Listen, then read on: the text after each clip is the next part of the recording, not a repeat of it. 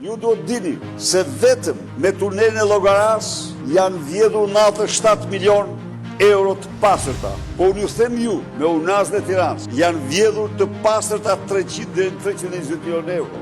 Me aeroport e Vlorës, 140 milion euro. I njëjti grup, e njëjta bandë, por që nuk cilësohet organizatë kriminale. Po më thoni mua, çfarë dëmësh më të mëdha kanë bërë një grup kriminalës ordiner, cili për tyre ka kriju kaq dëme kolosale në buxhetin e qytetarëve shqiptar, më shumë se këta? Çfarë duhet të ketë? Çfarë kushte duhet plotësonin këta? Që prokuroria t'i shpallë organizatë kriminale, përveç faktit se janë zyrtarë dhe nuk do t'i quajë të tillë, ndaj ata hidhen, ndaj dhe kanë ndryshuar mediat e tyre si lukuni, me akuza monstruoze, me akuza të turpshme, se u bë mbështeti, se po përmbyset kushtetuta, se po përmbyset edhe një kushtetutë dhe një kohë kur. Ajo që është e pafalshme, e papranueshme, është sepse nuk janë kualifikuar si grup i strukturor kriminal apo organizatë kriminale.